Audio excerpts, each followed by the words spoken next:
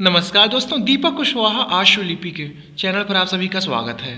और आज के इस वीडियो में एक बार फिर से बात करूंगा उत्तर प्रदेश लोक सेवा आयोग की भर्ती अपर निजी सचिव 2023 के बारे में। और उसमें यही कि अभी वर्तमान स्थिति क्या है इस भर्ती की, क्या कुछ चल रहा है अभी, ठीक है। तो आप लोग वीडियो को पूरी ज़रूर देखिएगा।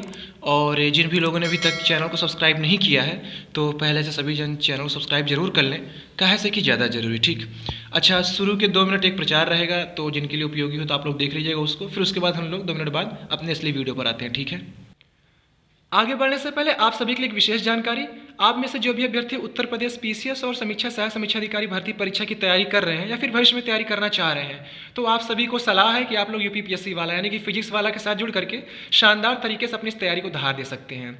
जिसके लिए फिजिक्स वाला ने तमाम तरीके का नया बैच लॉन्च किया हुआ है, जिसमें आपको लाइव क्लासेस मिल रहा है, डेली प्रैक्टिस पेपर्स मिल रहा है, डेली मेंस प्रैक्टिस करवाई जा रही है, क्लास नोट्स आपको यहाँ मिल रहा है, फुल लेंथ टेस्ट आपको मिल जा रहा है और पिछले वर्षों का प्रश्न पत्र का जो एनालिसिस है और भी बहुत चीज़ें आपको यहाँ मिल जा रही है, ठीक है। तो इसके लिए फिजिक्स वाला ने जो कोर्स लॉन्च किया हुआ है, अगर आप इनका बैच खरीदते हैं और अगर आपको उस बैच में कुछ अतिरिक्त छूट चाहिए तो ये आपके स्क्रीन पर मेरा कोड है DK500, इस कोड का आप इस्तेमाल करिएगा तो आपको और भी छूट मिल जाएगी इसमें, ठीक है।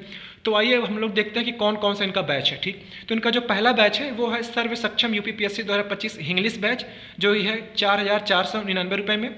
दूसरा बैच है प्रथम 3.0 यूपीपीएससी 2025 हिंदी बैच, ये भी है 4,499 रुपये में। तीसरा बैच है आक्रोश यूपीपीएससी 2025 प्रीलिम बैच, जो कि हिंदी अंग्रेजी माध्यम वालों के लिए है, ये है मात्र 1,499 रुपये। फिर चौथा बैच है ऊर्जा यूपीपीएससी 2025 प्रीलिम बैच हिंदी वालों के लिए, ये भी है 1,499 रुपये। फिर है इनका यूपीपीएससी 2025 यशवी बैच, जो कि इंटीग्रेटर बैच के नाम से है हिंदी माध्यम वालों के लिए, ये भी है 2,999 रुपये। फिर इनका एक बैच है UPPSC 2025 unity integrated batch English माध्यम वालों के लिए, ये है 2,999 रुपये। इसी तरीके जो लोग पीसीएस 2024 की मुख्य परीक्षा की तैयारी करना चाह रहे हैं तो ये आपके स्क्रीन पर है, आप वो बैच लेकर तैयारी कर सकते हैं। समीक्षा सहायक समीक्षा अधिकारी की प्रारंभिक परीक्षा और मुख्य परीक्षा के लिए अगर आप लोग तैयारी करना चाह रहे हैं या फिर टेस्ट सीरीज लगाना चाह रहे हैं तो उसकी भी सुविधा आपको यहाँ मिल रही है, तो आप वो भी बैच इसका ले सकते हैं, ठीक है। तो आपके स्क्रीन पर सारी चीज़ें हैं और मैं नीचे डिस्क्रिप्शन में कमेंट में इन सभी का लिंक भी दे रहा हूँ, तो आप लोग वहाँ से क्लिक करके इनके ऐप पर या फिर इनकी वेबसाइट पर जाइए और शानदार तरीके से अपनी तैयारी करिए मन लगा करके, ठीक। तो अब आइए आते हैं अपनी भर्ती खबर पर।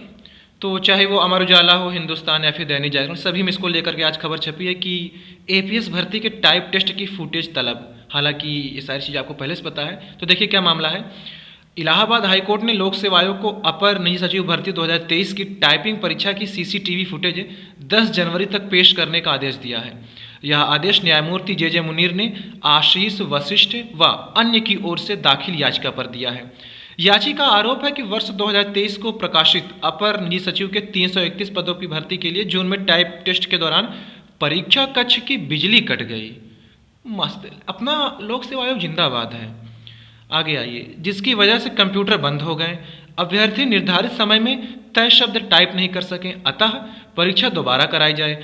आरोपों की जांच के लिए कोर्ट ने अगस्त में सीसीटीवी फुटेज तलब की थी, लेकिन सभी याचियों की फुटेज अब तक पेश नहीं की जा सकी। कोर्ट ने फिर से 10 जनवरी तक का समय दिया है। आयोग के अधिवक्ता ने सभी याचियों की फुटेज पेश करने के लिए 9 जनवरी तक की मोहलत मांगी है, जिसे कोर्ट ने स्वीकार कर मामले को 10 जनवरी को सूचीबद्ध करने का आदेश दिया है। तो ये तो खैर अखबार खबर हो गई।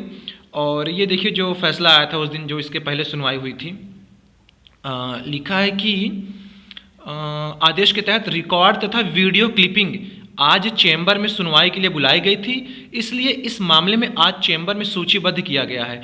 उत्तर प्रदेश लोक सेवा आयोग की ओर से उपस्थित विद्वान अधिवक्ता श्री सनय कुमार ओम ने दिनांक 13/12/2024 आदेश संपन्न करते हुए 10 दिन का अतिरिक्त समय मांगा है। जो इसके पहले सुनवाई थी 28 तारीख थी क्या शायद ना। फिर यही मैंने आपसे कहा था कि अब इस पर कोई वीडियो नहीं बनाऊं जब तक कुछ खास खबर नहीं रहेगी, ठीक है। तो कई दिन हो गया था।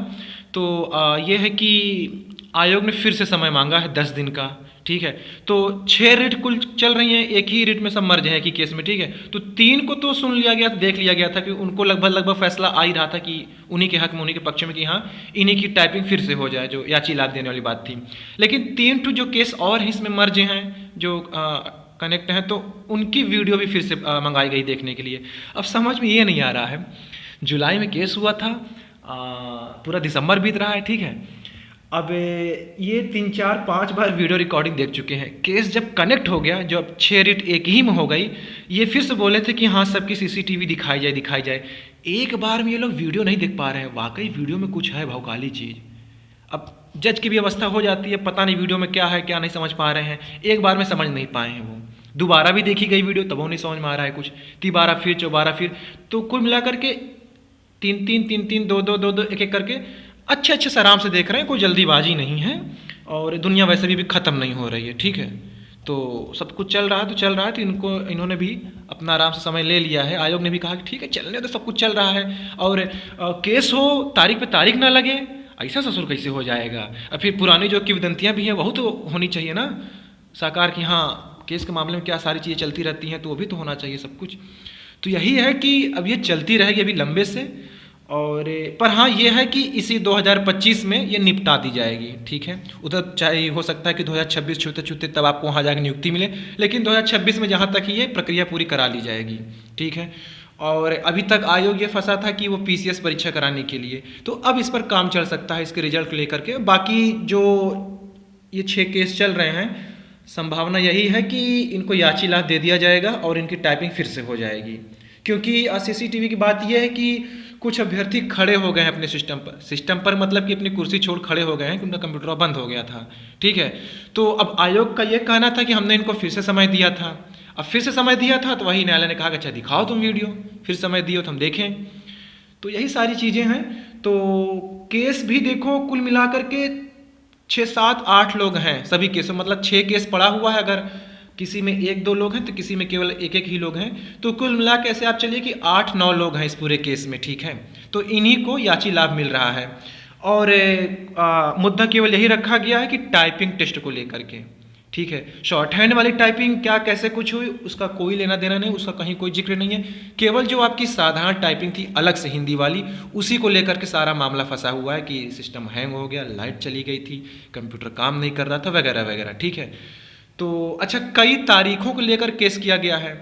तो यही आप मान के चलिए कि जो भी इसमें होगा केवल याची लाभ ही मिलेगा और केवल उन्हीं लोगों की टाइपिंग टेस्ट फिर से होगी, शॉर्ट हैंड टेस्ट नहीं होगा, फिर से बता दे रहा हूँ। अच्छा एक चीज़ और है इसमें कि केस तो हुआ ही हुआ, किसी ने ये जरूरत नहीं कि एक आध यह मामला उठा दिया जाए कि गलतियों को लेकर के आयोग ने कुछ स्पष्ट नहीं किया है मानक कि कौन हिसाब से क्या कुछ होगा, ठीक है। या फिर शॉर्ट हैंड बोलने का भी उनका वो तरीका ठीक ठाक नहीं था, जो कुछ भी हो इधर कुछ नहीं, बस एकदम टाइप झोंकम झोंक टाइप एकदम एक ठूट फलाने डालें ढमाके डालें, मतलब जेका मिला सब टाइप झोंके पड़ा है केस, ठीक है। अभी या तो ये हो सकता है कि ये सभी नॉन मिस्टेक वाले हों, हो सकता है कि इनकी मतलब कि 400 शब्दों गद्यांश था या फिर किसी को 402 मिला हो, किसी को 395, तो ये कुल का कुल एकदम सही हूबहू टाइप क्यों है, एकदम अक्षरशः वही, एक को गलती ना हो, तभी केस हुआ है टाइपिंग को लेकर के। सिर्फ शॉर्ट हैंड कहीं कोई जिक्र नहीं है पूरे केस में कि क्या मानक है क्या कुछ नहीं, अभी भी तक केस नहीं हुआ है शॉर्ट हैंड गलतियों को लेकर के